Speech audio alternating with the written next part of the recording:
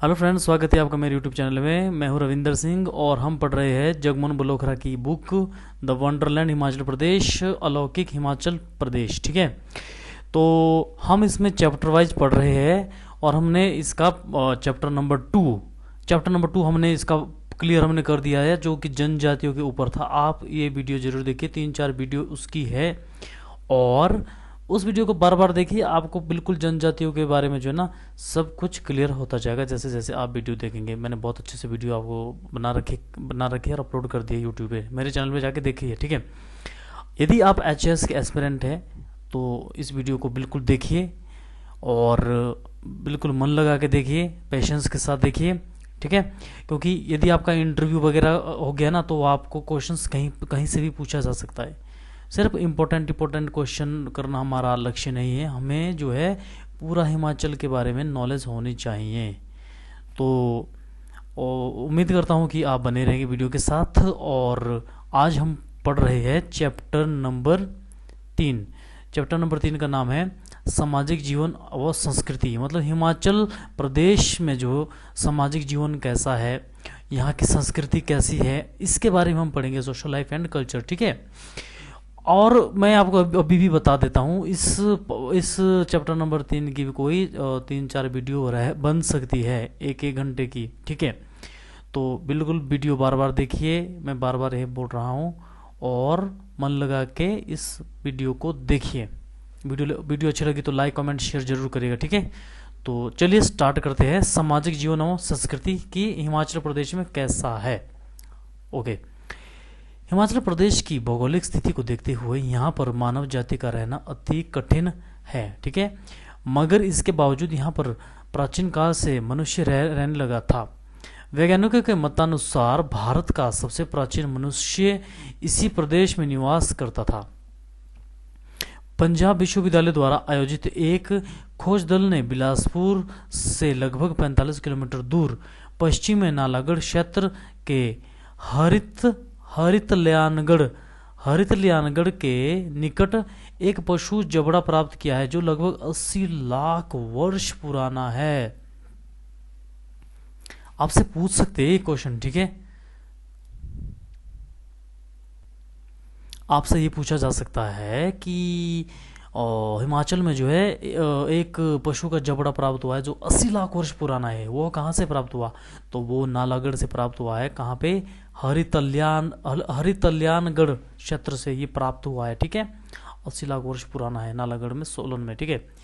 इसी क्षेत्र में नृतत्व शास्त्रियों को एक मानव फॉसिल स्वरूप मिला है जिसे रामाइथेकस नाम दिया गया। और वहीं पे जो है ना नालागढ़ के समीप हरितल्यानगढ़ में जो है ना एक फॉसिल मिला है, मानव का एक अवशेष मिला है, मनुष्य का अवशेष मिला है, जिसे नाम दिया गया है रामाइथेकस। हो सकता है आपसे क्वेश्चन में पूछ ले कि रामाइथेकस के बारे में जो है ना टिप्पणी लिखे, क्या है रामाइथेकस। तो अगर आपके 3-4 लाइनों के बारे में पूछ लेंगे तो आप बता देना कि रामाइथेकस जो है ना एक बहुत पुराना मानव फॉसिल है जो कि नालागढ़ के हरितल्यानगढ़ में स्थित है। तो बहुत ही अच्छा क्वेश्चन से आपसे बनता है, ठीक है। नेक्स्ट है, वैज्ञानिकों ने इनका काल लगभग 140 लाख वर्ष पूर्व माना है। जो ये रामाइथेकस है ना, इनका जो काल है ना लगभग 140 लाख वर्ष पहले के अवशेष है ये, जो नालागढ़ में मिले हैं हमें, रामाइथेकस और हरितल्यानगढ़ में, ठीक है। क्योंकि 140 लाख वर्ष पूर्व माना गया है क्योंकि भारत का सबसे प्राचीन मानव फॉसिल हिमाचल प्रदेश में मिला है। यार देखो, कुछ तो है ये हिमाचल में, ठीक है। सबसे पुराना फॉसिल हिमाचल प्रदेश में मिला है भारत का, ठीक है। इस आधार पर हम कह सकते हैं कि शायद भारत में प्रथमतः मानव शिवालिक पहाड़ियों में निवास करता था। इस आधार पे हम जो है यह कह सकते हैं कि भारत में सबसे पहले मानव जो है वो कहाँ पर निवास करता था? शिवालिक की पहाड़ियों में। मानव जाति के अस्तित्व का पता इस बात से प्रमाणित होता है कि कांगड़ा की ब्यास उपत्यका में ऐसे स्थलों का पता चला है जहां मानव आदि प्रयुक्त पाषाण उपकरण उपलब्ध है, ठीक है। क्या दोबारा से मैं इस लाइन को पढ़ता हूं? मानव जाति के अस्तित्व का पता इस बात से प्रमाणित होता है कि कांगड़ा की ब्यास उपत्यका में ऐसे स्थलों का पता चला है जहां आदिम मानव द्वारा प्रयुक्त पाषाण उपकरण उपलब्ध है। ठीक है, कांगड़ा के जो ब्यास उपत्यका नामक एक स्थल है, उसका नाम है ब्यास उपत्यका। वहां पे ऐसे स्थल मिले हैं जहां आदि मानव ने जो है ना पाषाण काल में जो है वहाँ के जो उपकरण थे वो आदि मानव के ने जो यूज किए थे वो उपकरण यहाँ पर मिले हैं कांगड़ा के ब्यास उपत्यका में। ठीक है, तो इसी प्रकार के अवशेष ब्यास और बाणगंगा के तटवर्ती देहरा और गुलेर में भी मिले हैं। देहरा और गुलेर में भी जो देखो ये मिले हैं, ये जो पाषाण काल के आदि मानव द्वारा जो औजार वगैरह इस्तेमाल किए जाते थे वो कांगड़ा में मिले हैं। ठीक है, देहरा में मिले हैं और गुलेर में भी मिले हैं, ब्यास नदी के तट पर भी मिले हैं और बाणगंगा के तट पर भी मिले हैं। इन्हीं स्थानों पर पत्थर की कुल्हाड़ी, लकड़ी काटने के औजार तथा पत्थर के शस्त्र मिले हैं। ठीक है, इसी स्थल पे क्या मिले हैं? कुल्हाड़ी मिली है पत्थर की। ठीक है, पत्थर की कुल्हाड़ी, यार देखने वाली चीज है ये, देखेंगे कैसे होती होगी, जरूर कांगड़ा विजिट करना पड़ेगा। ठीक है, लकड़ी काटने के औजार मिले हैं वहाँ पे। ठीक है, और पत्थर के शस्त्र मिले, मतलब पत्थर के औजार वगैरह बहुत मिले हैं हमें और देहरा और गुलेर में। ठीक है, आप कांगड़ा में बोल सकते। ठीक है, इसके अतिरिक्त उत्तर पाषाण कालीन लगभग 500 अन्य औजार कांगड़ा क्षेत्र से प्राप्त हुए हैं। उत्तर पाषाण कालीन के औजार भी जो है लगभग 500 के टाइप के औजार है जो कांगड़ा में प्राप्त हुए हैं। गाइस, बहुत ही सोचने वाला विषय है ये। ठीक है, नालागढ़ में सिरसा नदी के किनारे रंगीन पत्थरों के औजार उपलब्ध हुए हैं। रंगीन पत्थर कहाँ पे मिल रहे हैं? नालागढ़ में। ठीक है, रंगीन पत्थर के औजार वो नालागढ़ के सिरसा नदी में मिले हैं। ठीक है, ये ध्यान रखना। ये औजार नदी तट के मजबूत कठोर गोल पत्थर के बने हैं। जो गोल गोल पत्थर होते हैं ना नदी के किनारे, उन पत्थर से बने हैं ये औजार। ठीक है, किस नदी के किनारे? ये नालागढ़ में सिरसा नदी के किनारे रंगीन पत्थरों के औजार। ओके, इनके नजदीक ही रोपड़ नामक स्थान पर नवपाषाण युगीन के अवशेष मिले हैं। आपने हड़प्पा सभ्यता तो पढ़ा होगा ना, तो उसमें भी जो है ना रोपड़ के आसपास उसमें भी बहुत सारे पुराने चीज़ें मिले हैं। तो हिमाचल हम बोल सकते हैं कि आदि मानव काल से जो है ना हिमाचल में लोग रह रहे हैं। ठीक है, नेक्स्ट है, प्राचीन काल में आर्य, द्रविड़, आदिवासी और मंगोल, इन 4 जातियों को लेकर भारतीय जनता की रचना हुई। ठीक है, कुछ प्रमाणों के आधार पर यह मालूम होता है कि लाहौल और स्पीति आदि अत्यंत ऊंचे क्षेत्र में भी आर्य जाति के लोग रहते थे, जहाँ की सीमांत जनसंख्या मंगोल नस्ल के लोगों की संख्या आधुनिक काल की तरह नगण्य ना थी। यदि हम सिंधु घाटी सभ्यता को प्रमाणिक तौर पर माने तो सभ्यता 3000 ईस्वी पूर्व से 1500 ईस्वी पूर्व तक मानी गई है। इस सभ्यता के समकालीन हिमाचल में कोल, आदिम आग्नेय या निषाद वंशी, किन्नर, नाग और खश आदि जातियां निवास करती थी। ठीक है, तो ये जो कोल जाति है, कोली जाति है, ये बहुत पुरानी जाति है जो हिमाचल में निवास करती थी। ठीक है, उसके बाद किन्नर, नाग और खश भी जो है ना हिमाचल में रहने लगे। इससे पूर्व यहाँ कौन सी जाति निवास करती थी यह निश्चित रूप से ज्ञात नहीं है। कुछ विद्वानों का मानना यह है कि भारत भूमि में कोई भी आदि मानव नहीं जन्मा है। जो लोग यहाँ है उनके पूर्वज बाहर से आए हैं। यहाँ सर्वप्रथम आने वाली जाति निग्रोइड मानी जाती है। कौन सी मानी जाती है? हिमाचल में, भारत में सबसे पहले जो जाति आई वो कौन सी मानी जाती है? निग्रोइड। ओके, इसके पूर्वज अफ्रीका की निग्रो जाति से संबंधित थे जो ईरान होते हुए यहाँ पहुंचे, परंतु अब इस जाति का कोई विशिष्ट चिन्ह प्राप्त नहीं होता है। इस जाति के पश्चात यहाँ पर निषाद जाति ने प्रवेश किया था, जिसमें कोल उपजाति भी आती है। कोली जाति जो है ना बहुत ऐसे माने जाते हैं। ठीक है, इसके बाद हिमालय के दक्षिण पठार की तरफ से किरात जाति के लोगों का आगमन हुआ। ठीक है, तो किरात जाति का आगमन कहाँ से हुआ था? किरात आए थे भारत में आपके इसके बाद हिमालय के दक्षिण पठार की तरफ से किरात, दक्षिण के पठार से, ठीक है, लोगों का आगमन हुआ। ये जस्ट एक इंट्रोडक्शन है, इसको ऐसा आप याद रख सकते हैं। ठीक है, जरूरी नहीं है कि आप इतना सारा याद रखो, बट ये छोटा मोटा, जैसे आप ये बोल सकते हैं कि भारत में सर्वप्रथम आने वाली जाति किसे मानते हैं साइंटिस्ट। अब उन्होंने देखा थोड़ी था, पर अवशेषों से माना जाता है, तो वो थे निग्रोइड। ठीक है ना। नेक्स्ट देखिए, किरातों के साथ ही लगभग 5500 वर्ष ईसा पूर्व एक दूसरी जाति पश्चिम की ओर से इस देश में आई, जिसे द्रविड़ कहा जाता है। 5500 वर्ष पूर्व जो है ना, एक दूसरी जाति जो है ना पश्चिम से भारत आई, जिसे बोला जाता है द्रविड़। ठीक है, तो द्रविड़ भी जो है ना वो भारत आई थी। आज भी द्रविड़ भाषा शायद इन्हीं लोगों की देन है।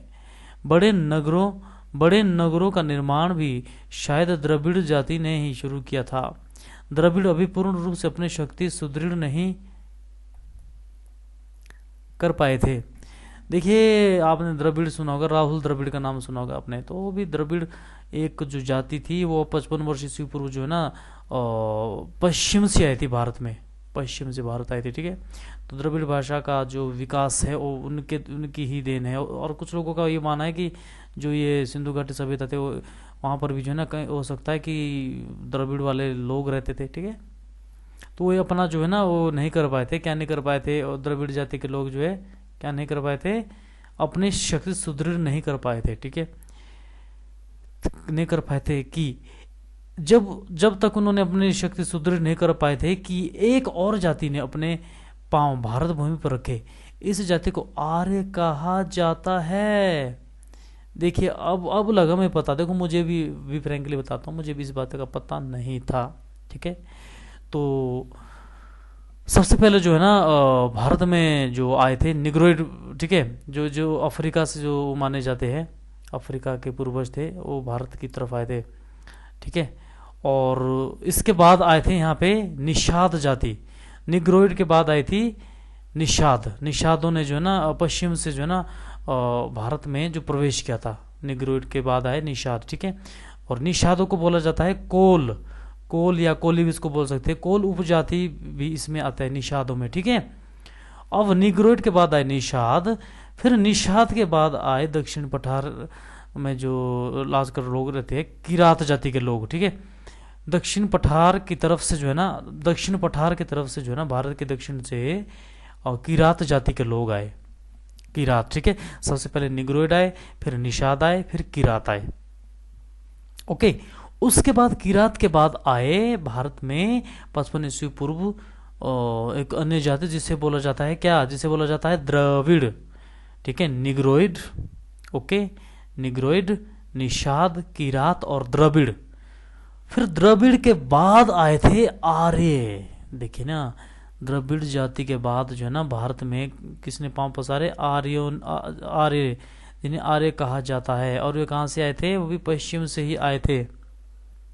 ओके, धीरे धीरे ये लोग देश में फैल गए और सभी जातियों पर अपना प्रभाव जमा लिया। आर्य आए तो आर्यों ने भारत की जो मूल जातियां थी उन पे अपना प्रभाव जमा लिया। वेरी इंपॉर्टेंट यार, देखो इस चैप्टर का बहुत फायदा रहेगा, हमें काफी नॉलेज मिलेगी इस बात से। ठीक है ना, तो ये बिल्कुल याद रखना अपने इसमें।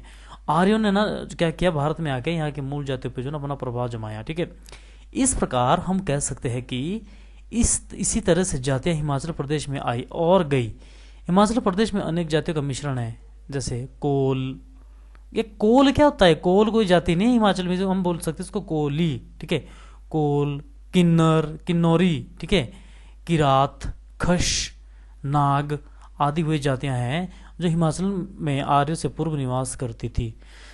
ये मूल जातियां होती थी पहले। ठीक है, कोल, किन्नर, किरात, खश, नाग। ठीक है, बाद में इनका नाम चेंज हुआ। ठीक है, आर्यों के बाद यहाँ पर शक आए, हूण आए, गुजर आए, भोट आए, ब्राह्मण आए, राजपूत आए, क्षत्रिय आए, वैश्य आए, धीरथ आए, कोली आए, कोली यहाँ पे देखो आगे, तथा सूद आदि जातियां अस्तित्व में आई। ठीक है, आर्यों के बाद की जातियां तो आज हिमाचल का वर्तमान है। जो आर्यों के बाद जो जातियां आई वो ऐसा बोला जाता है कि हिमाचल का वर्तमान वो है। ठीक है, मगर आर्यों से पूर्व की जातियों के नाम जो प्राय नष्ट हो चुके हैं वो आज भी वैसे ही प्रचलित है। यहाँ निवासी करने वाले प्रमुख जाति, देखो ये जो इसके बाद जो जातियां मैं आपको बता रहा हूँ, कोल होगी, जैसे किन्नर होगी, ये आर्यों से भी पहले की जाति है गाइस। ये जाति जो है ना हिमाचल में आर्यों से भी पहले आई है। तो चलिए कोल के बारे में पढ़ते। कोल कौन सी जाति थी हिमाचल में, क्या थी ये कोल? ओके, अधिकतर इतिहासकार इस जाति को निषादों की उपजाति मानते हैं। ठीक है, कोल जाति के लोग उत्तर पूर्वी घाटी से भारत आए थे। मान लो ये भारत है, ठीक है, मान लो ये भारत है, तो ये हो गया आपका उत्तर, ये हो गया दक्षिण, और ये हो गया पश्चिम, और ये हो गया पूर्व। तो यहाँ से उत्तर पूर्व की घाटियों से भारत आए थे, यहाँ से जो है ना ये भारत आए थे इधर। ठीक है, ठीक है, ये भारत आए थे और पश्चिम हिमालय में फैल गए, और पश्चिम हिमालय में फैल गए। ठीक है, पश्चिम हिमालय में ये जैसे जम्मू कश्मीर हो गया, हिमाचल हो गया। ठीक है, ठीक है, कोल जाति के लोग जो है ना उत्तर पूर्वी घाटों से भारत आए थे और पश्चिम हिमालय में फैल गए। कृषि और पशुपालन ही ये लोग अपना आजीविका कमाते थे। कुछ एक शिल्प में भी रुचि लेते थे। ये लोग झुंड बनाकर रहते थे, जिसके परिणाम स्वरूप गांव आबाद होते रहे। कुछ विद्वानों द्वारा शंबर को भी कोली जाति से संबंधित बताते हैं। ये जो बलोखरा जी ने यहाँ कोल लिखा ना, इसको हम ये कर सकते हैं कोली, कोली जाति। ठीक है, तो कुछ विद्वान जो है ना शंबर, शंबर जो था ना, शंबर एक राजा था, उसको भी वे कोली जाति का मानते हैं, क्योंकि ऋग्वेद में भी उसे कोलितर कहा कहकर पुकारा गया है। ऋग्वेद में गाइस जो है कोली जाति का उल्लेख है यार। ठीक है, तो कोलितर किसे बोला जाता है, बोला गया ऋग्वेद में कोलितर बोला गया है शंबर को, शंबर को। ठीक है, ध्यान रखना इस बात को।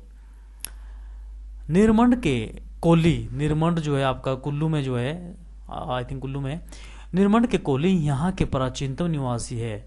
निर्मंड के जो कोली है वो हिमाचल के सबसे प्राचीन निवासी माना जाता है, ऐसा इतिहासकारों का मत है, क्योंकि उनका संबंध सीधा ऑस्ट्रेलियाड कोल आबादी से जुड़ा जाता है।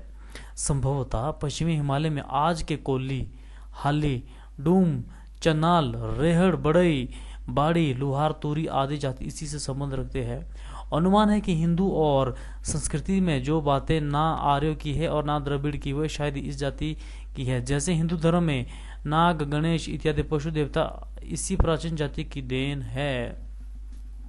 तो देखिए ना गाइस, ये कोली जाति ना भारत की सबसे पुरानी जाति है ये। ठीक है, और ऋग्वेद में भी इसका वर्णन है कोली का, और ऋग्वेद में कोली, कोलितर किसे बोला जा गया है, शंबर को। ठीक है, और जो ये देखो बुरा मत माना, जैसे आजकल कास्ट के नाम लेने थोड़ा गलत माना जाता है, तो जैसे ये कोली, हाली, डूम, चनाल, रेहड़, बड़ी, तुरई आदि जाति जो है ना, ये इसी ही जाति के पार्ट है, ये पार्ट कोली जाति के। ठीक है, तो ये सबसे पुरानी जाति है भारत की, और जगमन बलोखरा भी इनको हिमाचल की सबसे पुरानी में टॉप में रखा इन्होंने कोली को। ठीक है, तो वो शायद इसी जाति के। जैसे हिंदू धर्म में है, और हाँ, हिंदू धर्म में जो नाग देवता है, गणेश भगवान है और पशु देवता है, वो इन्हीं जातियों की देन है, कोली जाति की देन है। ठीक है, समझ में आ गई ना बात। अब दूसरी जाति है हमारी किन्नर और किरात। कोली जाति के बाद किन्नर किरात जाति ने प्रवेश किया। ठीक है, इसी जाति के लोग मंगोल आकृति की जाति है। इस जाति के लोग जो ना मंगोल, जैसे मंगोल थे ना वैसे थे ये किन्नर। आपने देखा होगा किन्नौर के लोग ऐसे होते हैं, थोड़े मतलब गोरखे टाइप के इस तरह दिखते हैं वो। ठीक है, हल्के हल्के से, तो इनकी शक्ल मंगोल की तरह दिखती है इनकी। ठीक है, इन लोगों ने तिब्बत के मार्ग से भारत में प्रवेश किया। ठीक है ना, कुछ एक इतिहासकारों का मानना है कि ये लोग पूरब की ओर से ब्रह्मपुत्र नदी और उसकी सहायक नदियों के किनारे किनारे यहाँ चले आए। कुछ लोगों का मानना क्या है कि किन्नर जो है ना ब्रह्मपुत्र नदी और उसकी सहायक नदी से होते करके जो ना मंगोल से जो है ना यहाँ चले आए हिमाचल में। ठीक है, भारतीय तथा पाश्चात्य विद्वानों द्वारा किरातों को तिब्बती बर्मा शब्द पर्याप्त मानते हैं। जो भारत के जो वेस्टर्न के जो स्कॉलर्स है, वो जो किरातों को है ना वो तिब्बती और बर्मा, जो म्यांमार है, तिब्बत है, वहाँ के लोग मानते हैं, उस शब्द को पर्याय मानते हैं। ठीक है, इनके अनुसार किरात द्रविड़ और आर्यों के पश्चात भारत आए थे। और इनका मानना यह है कि जो किरात है वो द्रविड़ और आर्यों के बाद जो है ना भारत आए थे। ठीक है, मुख्य रूप से पूर्वी और मध्य हिमालय में रहे ये। ठीक है, इन लोगों ने असम, भूटान, नेपाल आदि क्षेत्र में बड़ी बस्तियां बनाई और मोहनजोदड़ो तक फैल गए। ठीक है, तो जो किन्नर थे ना, इन लोगों ने क्या किया था, असम, भूटान, नेपाल आदि क्षेत्र में अपनी बड़ी बड़ी बस्तियां बनाई और मोहनजोदड़ो मतलब पाकिस्तान तक फैल गई। ठीक है, पूर्व का समस्त खंड इन किरातों जातियों से भरा हुआ है। ठीक है, आप पूर्व में देखेंगे, आप नागालैंड जाओ, अरुणाचल प्रदेश जाओ, ठीक है, आप मणिपुर जाओ, आप असम जाओ, आप सिक्किम जाओ, वहाँ पे जो है ना आप देखेंगे एक जैसे शक्ल के लोग मिलते हैं। ठीक है, और ये जो है ना तिब्बत टाइप के लगते हैं सारे। ठीक है, तिब्बती टाइप के। यह जाति पशुपालक थी और इसमें गणतंत्रात्मक व्यवस्था थी। ऋषि वशिष्ठ ने इन्हें शिक्षण देव कहा है। तो ऋषि वशिष्ठ ने जो ना शिक्षण किसे कहा गया, वो कहा है किन्नरों को, किन्नर जाति के लोगों को। ठीक है, क्या वो कहा गया, शिक्षण का देव, शिक्षण देव। इस जाति के लोग लिंग को देवता मानकर पूजते हैं। ये किन्नर जो है ना, ये लिंग को देवता मान के पूजते हैं। ठीक है, वेदों ने इन्हें गुफा में रहने वाली जाति तथा महाभारत ने इन्हें हिमालय का निवासी कहा है। वेदों में इनको बोला गया गुफा में रहने वाली जाति, और महाभारत में इन्हें कहा गया है हिमालय का निवासी। महाभारत में भी इनका जिक्र है। किन्नर और किरातों को मैदानों से उत्तर की ओर पहाड़ की तरफ भागने वाले खश थे। देखो, जब युद्ध हुआ था ना, जब महाभारत हुआ था, कोई बड़ा युद्ध होता था, तो ऐसा मानना जाता है कि जो युद्ध से डर गए थे और डर के जो है ना पहाड़ों की तरफ भागे थे, तो वो लोग, वो जो जाति थी वो थी खश। ठीक है, किन्नर और किरातों को मैदानों से उत्तर की और पहाड़ों की तरफ भागने वाले खश थे। वो भाग के जो है ना युद्ध छोड़ गए ना, हिमालय की तरफ आगे वहीं बस गए। ठीक है, जिन्होंने पहाड़ों में अपना नाम की छाप छोड़ी थी। ये लोग किरात प्रदेश नेपाल तक पहुंच गए थे। किन्नर, किरातों और खशों के बीच शुरू हुए कई युद्ध हुए होंगे। ऐसा माना जाता है कि किन्नौरी लोगों और खशों के बीच जो ना बहुत सारे युद्ध हुए होंगे। ठीक है, और क्योंकि मैदान से पहाड़ों की तरफ किरात हारने के बाद भी भागे होंगे। किन्नर, किरात जहाँ से जो ये खश थे ना, वो किरात थे वो। ठीक है, किन्नर और किरात जहाँ से भागने गए थे वहाँ खश अपना अधिकार जमाते थे। जहाँ से किन्नर और किरात जो है ना जहाँ से भागते गए वहाँ खश अपना अधिकार जमाते गए। ठीक है, तो किन्नर, किरात, सॉरी ये किरात खश नहीं है, किन्नर और किरात जहाँ से भागे खशों ने वहाँ अपना अधिकार जमाया, वहाँ अपना अधिकार जमाया इन्होंने। ठीक है, जिन लोगों ने आत्मसमर्पण किया वे बाद में खशों में विलीन हो गए। ठीक है, जिन लोगों ने आत्मसमर्पण किया, जिन लोगों ने किन्नरों के सामने घुटने टेक दिए, वे बाद में खशों में विलीन हो गए।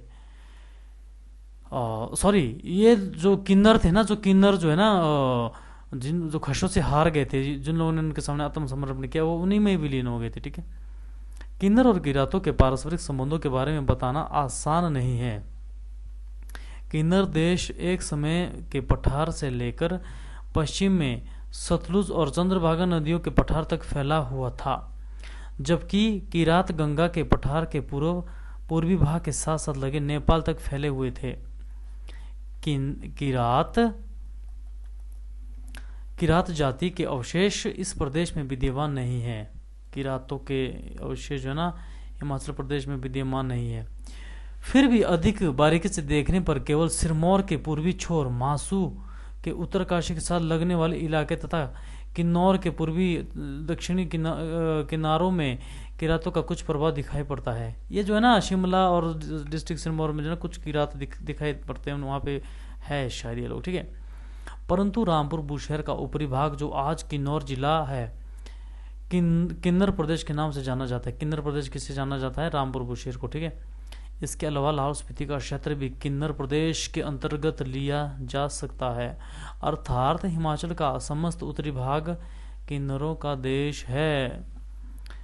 किन्नर किरातों की अपेक्षा शांतिप्रिय थे। ठीक है, किन्नर जो है किरातों की अपेक्षा शांतिप्रिय थे। किरात जाति अब हिमाचल में बहुत कम है। ठीक है, उनका स्वभाव साधु वृत्ति का था। ठीक है, ये सुसंस्कृत और सभ्य थे। किरात जो है ना अच्छे लोग थे ये लोग। ठीक है, किन्नर लोग कला प्रेमी थे, शिल्पी थे। इनके कंठ के अनुरूप इनका स्वभाव भी मधुर था। शायद तभी महाकवि कालिदास ने इनके कंठ की प्रशंसा करते थकते नहीं थे।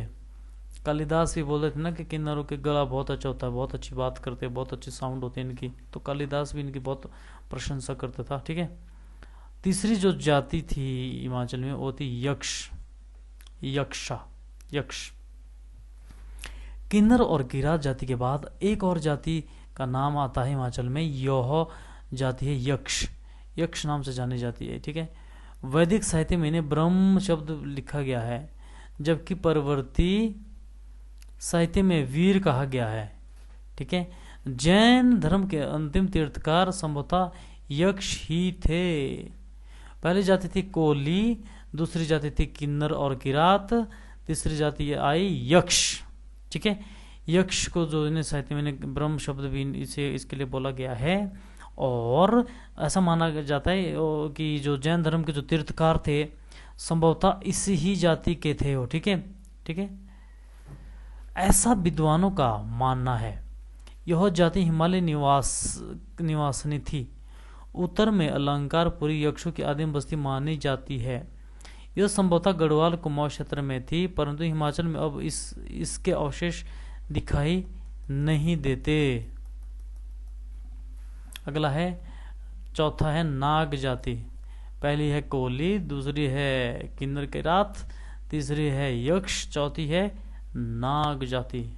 नाग मतलब समझ रहे ना, सांप, तो वो उस टाइप की कोई जाति होती थी पहले। ठीक है, चलिए, किन्नर किरात के समकालीन एक जाति भारत में निवास करती थी जिसका प्रदेश में प्रभुत्व कायम था। यह नाग जाति थी। नाग प्राचीन साहित्य की बहुचर्चित अनार्य जाति है। नाग आर्य जाति नहीं है, ये तो बहुत पुरानी जाति होती थी। ठीक है, वेदों में, पुराणों में, गाथाओं में और परंपराओं में, समुद्रगुप्त की प्रशस्ति में, अभिलेखों में, बौद्ध, ब्राह्मण, जैन साहित्यों में और लोक साहित्यों में इनका उल्लेख मिलता है। ठीक है, नागों का। नाग जाति साकार भी रही और निराकार भी रही, मनुष्य भी रही और देवत्व भी पा गई। सारे भारत में किसी समय नाग बसते थे। कश्मीर से लेकर कन्याकुमारी तक तथा पंजाब से लेकर असम तक नाग राज्य था। किन्नौर के कोठी गांव में उनके स्मृति चिन्ह है। तो किन्नौर के जो कोठी गांव है वहां पे इसके स्मृति चिन्ह भी मिलेंगे। तो कोठी गांव जरूर विजिट करिए, ये स्मृति चिन्ह जरूर देखिए। नर्मदा क्षेत्र में भी लंका और महावंश में नागों का बसने का उल्लेख मिलता है। महाभारत और बौद्ध साहित्य तो नागों के वर्णन से भरा पड़ा है। ठीक है, महाभारत और बौद्ध साहित्य जो है ना वो तो नागों के वर्णन से भरा पड़ा है। ठीक है, महात्मा बुद्ध और महावीर के समकालीन बिंबिसार और अजातशत्रु दोनों शेषनाग के वंशज थे। महात्मा बुद्ध और महावीर के समकालीन बिंबिसार और अजातशत्रु, बिंबिसार और अजातशत्रु भी जो है ना वो भी नाग वंश के थे, शेषनाग के वंशज थे वो, ऐसा माना जाता है। ठीक है, विष्णु पुराण में 12 प्रधान नागों का वर्णन मिलता है। विष्णु पुराण एक ग्रंथ है, उसमें जो ना 12 नागों का वर्णन मिलता है, जिनके नाम है, देखिए ये नाग भी याद रखने हैं गाइस। ठीक है, ध्यान रखना, है बहुत ही इंपॉर्टेंट है। विष्णु पुराण में 12 नाग का नाम क्या है, देखिए सबसे पहला है शेषनाग, शेषनाग। फिर है वासुकी नाग। ठीक है, शेषनाग तो आपको पता है कि जो भगवान विष्णु है उनको शेषनाग के ऊपर सोते हैं। शेषनाग उनको जो ना वो करते हैं, रक्षा से करते हैं मतलब। ठीक है, वासुकी नाग, वासुकी नाग भी मुझे लग रहा है कि जो भगवान शिव है उनके गले में होता है वासुकी नाग। ठीक है, तक्षक नाग भी है, इसी तरह शंख नाग है, श्वेत नाग है, महापद्म है, कंवल है। ठीक है, कंवल है, अख्तर है, अख्तर भी एक सांप का, एक नाग का है ये जाति। ठीक है, एलापत्र है। ठीक है, नाग अलग से नाग है, कैकेटिक है और धनंजय। विष्णु पुराण में ये 8 नाग है। ठीक है, ध्यान रखना अपने। उनके नाम साधारणतः 8 नाग प्रसिद्ध है और उनके नाम है अनंत है। उनके नाम बहुत सारे हैं। शेष का दूसरा नाम पद्म, शंख, शंकुवल, वासुकी, ककटी, कैलात्र और तक्षक, रजत, मतलब ऐसे बहुत सारे नाग हैं और नाम तो उनके अलग अलग है। ठीक है, बहुत वो बोलते। ठीक है, रजत रंगणी के अनुसार कैकेटिक को कश्मीर राजवंश का संस्थापक था। जो कैकेटिक नाग था वो जो है ना क्या था, कश्मीर राजवंश का संस्थापक था वो, ठीक है। उधर तक्षक को खांडव वन में इंद्रप्रस्थ के निकट आर्यों ने हराकर हिमाचल की पहाड़ी में शरण लेने के लिए मजबूर किया था। जो तक्षक नाग था ना, ठीक है, तो तक्षक, आपने तक्षक का भी जिक्र किया होगा, ठीक है, सुना होगा आपने तक्षक, ठीक है। जो खांडव वन में इंद्रप्रस्थ के निकट आर्यों ने उसे हरा के जो है ना उसने हिमाचल के पहाड़ियों में शरण ली थी। बाद में तक्षक ने हिमालय में ही नागराज स्थापित कर दिया, ठीक है। महाभारत में एक और वर्णन से पता चलता है कि पांडव पुत्र अर्जुन ने नागराज वासुकी की उलूपी नामक नाग कन्या से गंधर्व विवाह किया था। तो जो वासुकी नाग थे उनकी बेटी का नाम था उलूपी, तो उसने उस जो है ना अर्जुन से जो है ना विवाह किया था, गंधर्व विवाह, ठीक है। ध्यान रखना चीज को। चंबा, कुल्लू आदि क्षेत्र में आज तक वासुकी और उलूपी की नामक नाग की उपासना की जाती है। इसके अलावा अर्जुन की पत्नी चित्रांगदा, राम के पुत्र कुश की पत्नी रमणी, शूरसेन के अधिपति शूर की माता उग्रसेन की रानी, रावण के पुत्र मेघनाद और उसकी पत्नी सुलोचना आदि नाग वंशज की थी। यार ये चीजें तो हमें भी आज पता चली। जो राम का बेटा कुश था, ठीक है, और कुश की पत्नी रमणी थी, शूरसेन के अधिपति शूर की माता थी, उग्रसेन की रानी थी, रावण का पुत्र मेघनाथ था, उसकी पत्नी जो सुलोचना थी, वो सभी जो ना नागवंशज थे वो सभी, ठीक है, नागवंशज। ऐसा नहीं है कि वो सांप ही थे यार, इंसान भी एक नाग का नाम दिया होगा, ये जाति होगी ये, ठीक है।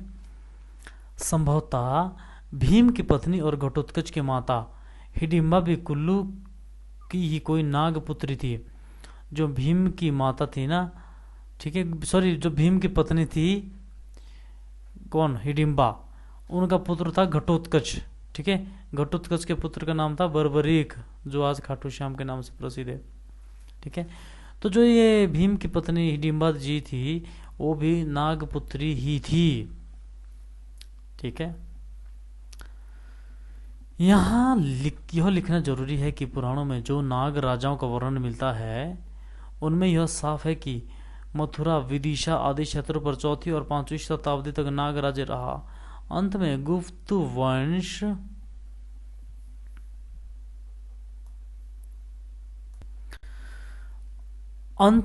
वंश ने इन्हें परास्त किया।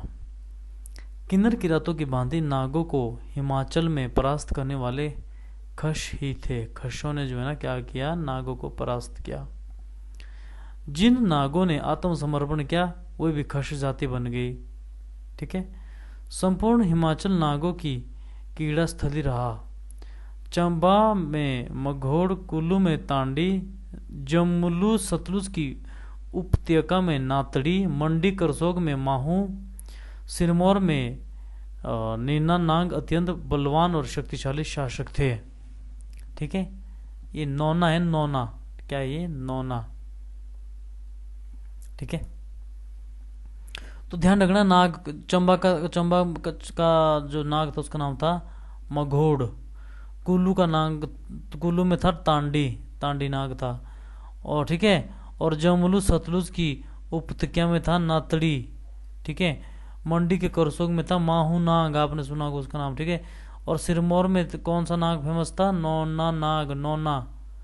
अत्यंत बलवान और बलशाली शक्तिशाली शासक थे सारे, जिसके परिणाम स्वरूप माहू नाग और विशेष नाग जैसे नाग शासकों को आज भी उनकी पूजा होती है। नागों का देश प्रेम अतुलनीय था, भूमि से उन्हें अत्यधिक प्रेम था। पशुपालन में वे घी दूध के लिए करते थे। इसके लिए वे एक स्थान से दूसरे स्थान पर जाते होंगे। नाग संभवतः छोटे छोटे टुकड़ियों में पृथक पृथक दूर दूर बस्तियों में जाकर बस कर रहते थे। इन बस्तियों को गढ़ कहा जाता था। स्त्रियों का नाग समाज में कोई विशेष स्थान नहीं था।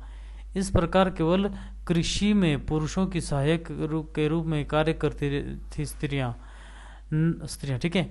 नागों के संबंध में एक बात स्पष्ट यह भी है कि उनकी वृत्ति सात्विक की अपेक्षा राजसिक अधिक थी। वे अपनी भूमि के लिए, अपने अधिकारों के लिए उन्हें सदा अपने प्रतिद्वंद्वियों से युद्ध किया उन्होंने, ठीक है। तो आपको जैसे पता होगा ना, ये इनमें जो नाग थे ना, इनमें स्त्रियों की जो पोजीशन है उतनी खास नहीं थी, ठीक है। और ये अपने हक के लिए लड़ते थे, ठीक है। और उनकी जो वृत्ति थी वो सात्विक नहीं, राजसिक वृत्ति थी उनकी, ठीक है। और अपने हक के लिए लड़ते थे। शंबर दिवोदास युद्ध जो हुआ था 40 वर्षों तक जो चला शंबर दिवोदास का, इसका परिणाम, इनके परिणाम में दोनों ओर से सब कुछ स्वा करने की होड़ लगी हुई थी। ये चाहते थे कि दोनों चाहते थे कि बस खत्म ही हो जाए सब कुछ, ठीक है। नाग जाति कितनी भी प्रबल थी, इस बात से स्पष्ट हो जाता है कि ऋग्वेद में भी यह स्पष्ट हो जाता है कि दिवोदास, सुदास और इंद्र शंबर को रण क्षेत्र में परास्त नहीं कर सके, तो उन्हें सोते हुए को मारना पड़ा, ठीक है। तो ऋग्वेद में यह स्पष्ट हो जाता है कि दिवोदास, सुदास और इंद्र शंबर को, शंबर जो राजा था ना, शंबर, ठीक है, ये एक कोहली था ये शंबर, ठीक है। इस राजा को जो है ना रण क्षेत्र में परास्त नहीं कर पाए थे ये दिवोदास और सुदास, ठीक है। तो ऐसा बोला जाता है कि जब वो सो रहा था ना, तो सोते हुए उसे मारा गया था शंबर, तब जाके जो ना हारा था ये, ठीक है। आज भी हिमाचल में नागों के वंशज डोगरा वीर विश्व के अद्वितीय योद्धा है। जो डोगरा जो होते ना, डोगरा वे नागों के वंशज माने जाते हैं, ठीक है। लेकिन इस समय हिमाचल में नाग जाति कोई भी भिन्न जाति नहीं है। अब नाग जाति कोई भी ऐसी मतलब जो है ना नहीं है अभी, ठीक है, हिमाचल में।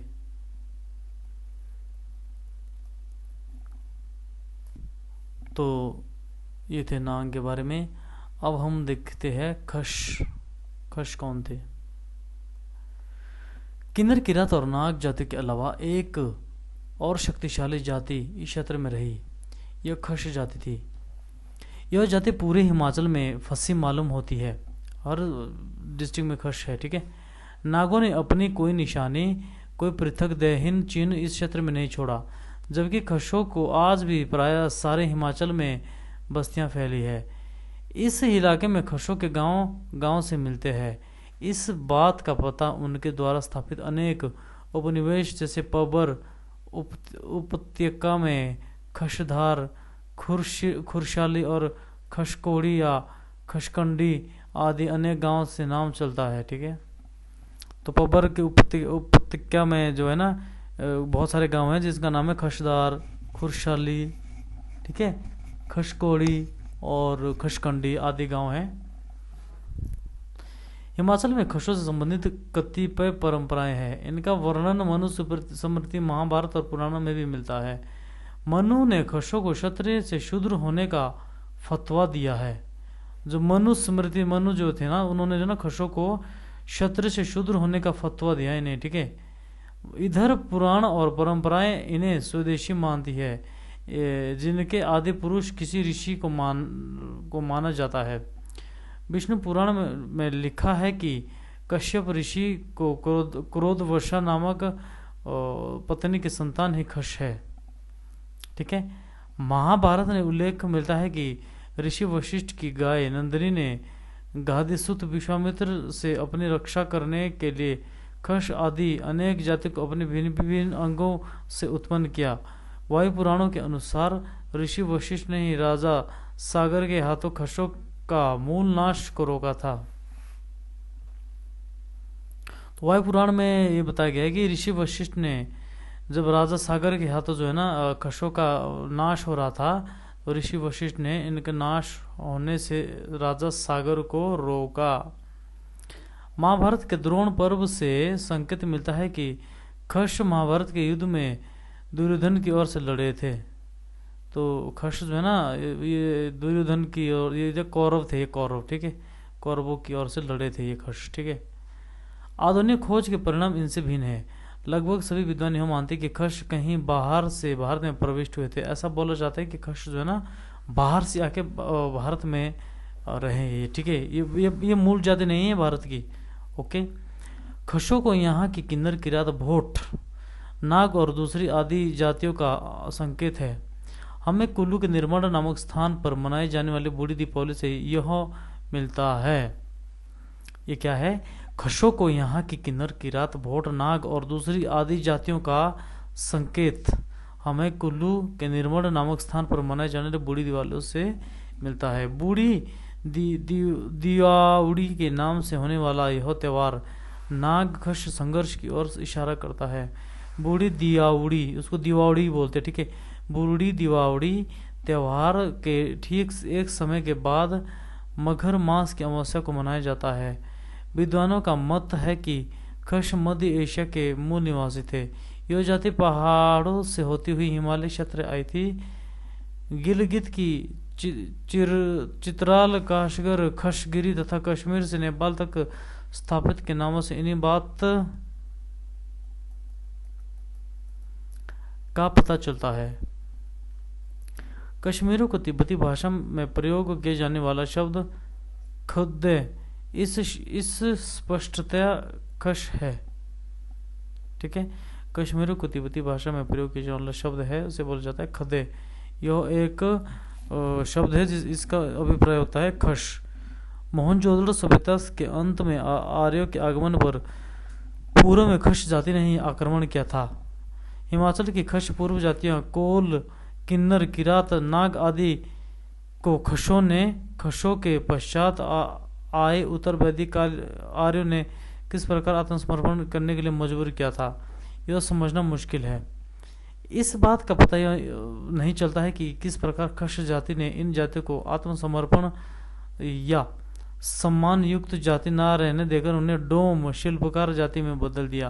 तो ऐसा बोला जाता है ना कि जो ये छोटी जाति आज की डेट में होती है, डोम, चनाल, कोली, बाड़ी, हाड़ी, ये जो है ना पहले मतलब बच्ची जाती थी, और उन्होंने जो ना खशों ने जो ना इनको इतना इनके ऊपर प्रेशर क्रिएट किया कि इनको जो ना डोम शिल्पकार जाति में ही बदल दिया। हिमाचल प्रदेश में प्राचीन काल से ही एक उत्सव मनाया जा रहा है जिसे भुंडा उत्सव कहते हैं, ठीक है। भुंडा आपने सुना होगा, एक उत्सव है, हिमाचल प्रदेश में मनाया जाता है। इसका संबंध खशों की नाग जाति पर विजय के साथ जोड़ा जाता है कि जब नाग जाति के हराया था खशों ने, तो उस वक्त की जो विजय है उसे किससे जोड़ा जाता है? भुंडा उत्सव के साथ, ठीक है। नागों पर जो है ना भुंडा जो है ना खशों ने विजय प्राप्त की थी। प्राचीन संस्कृति ग्रंथों में भुंडा को नरमेघ यज्ञ लिखा गया है। भुंडा को क्या बोला जाता था पहले? नरमेघ यज्ञ। यहाँ जो है ना ऐसा भी बोला जाता है कि इंसानों की बलि तक दी जाती थी। जिस प्रकार आर्यों को द्रविड़ जाति पर विजय को दशहरे के रूप में मनाया जाता है और राम को अल्पसंख्यक आर्य समुदाय का नायक दर्शाया जाता है, ठीक इसी प्रकार भुंडा भी मनाया जाता है। हिमाचल में कुल्लू के निर्मंड, रामपुर, बुशहर, जुब्बल के बड़ाल आदि स्थान पर लोग प्राचीन काल से यह उत्सव बड़ी धूमधाम से मनाते आ रहे हैं। पहले यह त्यौहार 12 वर्ष के बाद मनाया जाता था, मगर अब इसमें ज्यादा अंतराल भी आता है।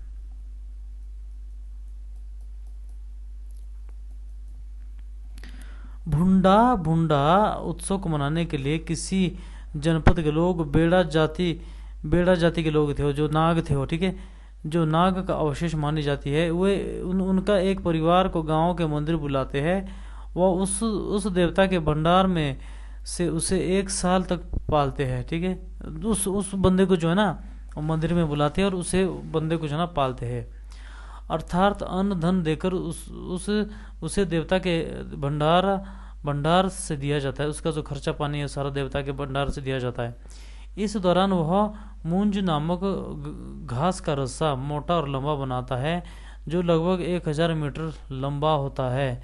फिर वो इस दौरान जो है ना एक रस्सा बनाएगा। बेड़ा जाति का बंदा है, वो जो है ना क्या करेगा, उसे मंदिर बुलाते हैं, ठीक है। और उसका जो खाने पीने का खर्चा है सब कुछ मंदिर के भंडार से दिया जाता है। और जो है ना वो जब तक वहां पे रहता है 1 साल तक वो ना रस्सा बनाएगा, मोटा रस्सा जिसे बोला जाता है मूंज एक घास का नाम है, उससे एक रस्सा बनता है, ठीक है। और इसकी जो लंबाई बनती है वो होती है लगभग 1000 मीटर लंबा। आपने वीडियो भी देखी होगी, ठीक है, जब उस रस्सी के ऊपर से उसको जो है ना वो ऐसे मतलब झूल झूल के आता है वो। त्योहार वाले दिन उस रस्से का एक छोर पहाड़ी पर किसी पेड़ के तने से बांध दिया जाता है और दूसरा छोर लगभग 1 किलोमीटर नीचे किसी घाटी पर बांधा जाता है। रस्से पर एक गरारी लगाई जाती है जिस पर उक्त व्यक्ति के किसी व्यक्ति को जिसे देवता ने मांगा है उसे खड़ा कर दिया जाता है। तो देखो ना, उस रस्सी पे जो है ना गरारी लगाई जाती है और जो है ना जिस देवता ने उस व्यक्ति को मांगा है उसे उस पे जो है ना खड़ा कर दिया जाता है। इसकी टांगों को एक डंडे से बांधा जाता है जो गरारे से होकर गुजरता है। उसका संतुलन बनाने के लिए उसके पांव से होते हुए डंडे में 2 मिट्टी की बोरियां भी बांधी जाती है। फिर धीरे धीरे वह आगे जाता है और कठपुतली की तरह एक पहाड़ी से नीचे सरकता है और दूसरी पहाड़ी के सामने जो है आगे आता है। फिर क्या होता है, नीचे जो लोग होते हैं, नीचे लोग देवताओं की प्रतिमाओं के साथ उसका इंतजार करते हैं।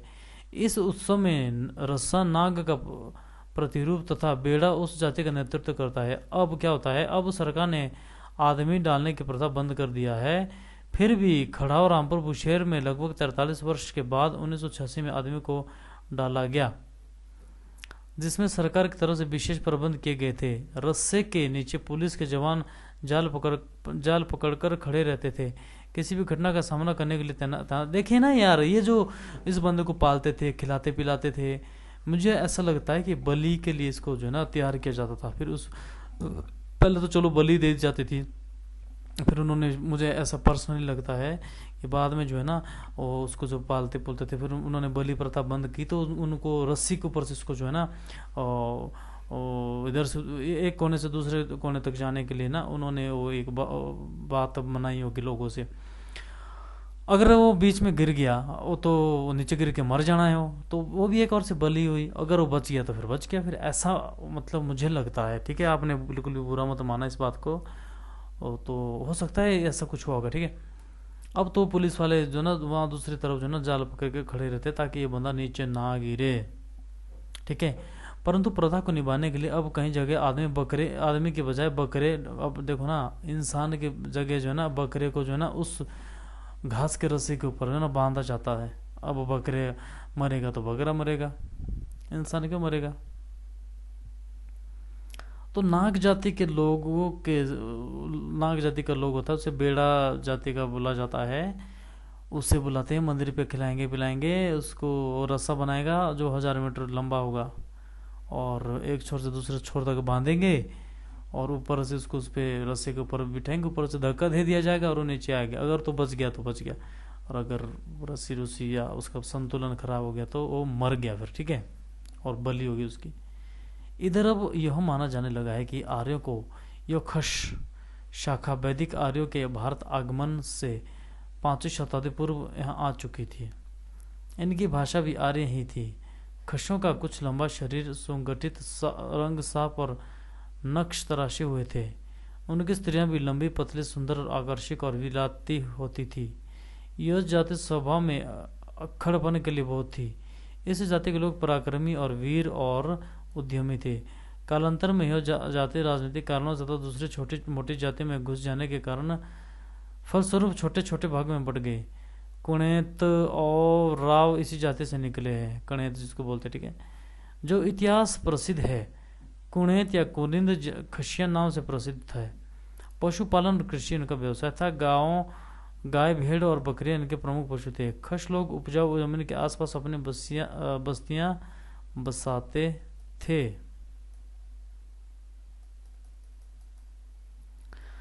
सामाजिक जीवन में वैदिक आर्यों से कुछ भिन्न था। जाति पाति का भेद उनमें नहीं था। यद्यपि घर का बूढ़ा व्यक्ति ही गृहस्थ का अगुवा होता था। अनुशासन इनमें कमी थी। बहुपति और बहुपत्नी प्रथा प्रचलित थी। विधवा स्त्री दूसरा विवाह कर सकती थी। तलाक का प्रवचन भी था। खशों का अपना कोई पृथक देवता नहीं था। ऐसा लगता है कि खशों ने नागों को ही शिव को आराध्य देव मान लिया था। जो नागों का देवता था ना शिव, वो खशों ने जो ना अपना देवता मान लिया था। खशों का कोई देवता नहीं था और बाद में नाग देवता खश बन गए, ठीक है। आर्यों की तरह प्रकृति के उपकरण इनके लिए भी पूजा के पात्र थे। वेद में आर्यों के परिष्कृत विकसित मस्तिष्क की उपज है। खशों का झुकाव पूर्वजों की आत्मा की पूजा की ओर भी जा रहा है। ये कंकड़ पत्थर की पूजा भी करते थे और काली, लाल और पीली झंडियां फहराते थे। इनका कुल देवता को कुल का बंधन माना जाता था। कुल का वयोवृद्ध पुरुष कुल देवता का प्रतिनिधि माना जाता था। शायद यह पंचायत का सरपंच भी होता है। बाद में इन्हीं मुखियों में से कई शक्तिशाली पुरुष भी निकल आए जिन्होंने छोटे मोटे संघ बनाए। इन्हें मावी मावण कहते थे। कालांतर में इन्हें मावी या मवाणों ने हिमाचल में बड़े राज्य की नींव रखी। प्रस्तुत करने से ज्ञात होता है कि जातीय सूत्र अन्य संबंध से अधिक शक्तिशाली होते हैं। यही कारण है कि खश और आर्य आपस में घुल मिल गए। दोनों जातियों ने मिलकर नाग और किन्नर की राजा पर प्रभुत्व कायम किया। तो गाइस वीडियो हो गई है काफ़ी लंबी, 50 मिनट हो चुके हैं लगभग। तो खश तक हमने पढ़ लिया है, खशों के बारे में हमने पढ़ लिया, हमने कोलियों के बारे में पढ़ लिया है, हमने किरातों के बारे में पढ़ लिया है, हमने किन्नरों के बारे में पढ़ लिया है। अगली जो जाति रहेगी वो रहेगी आर्य। हम आर्यों के बारे में पढ़ेंगे, इनका इतिहास जानेंगे कि क्या था ये। तो होप आपको वीडियो अच्छी लगी होगी। यदि वीडियो अच्छी लगी तो प्लीज़ कमेंट लाइक शेयर ज़रूर करें। और यहाँ तक यदि कोई भी पहुँचा है अभी तक इस 51 मिनट तक तो आपकी सिलेक्शन ज़रूर होगी। तो वीडियो देखने के लिए धन्यवाद। फिर मिलते हैं अगली वीडियो में, तब तक के लिए जय हिंद।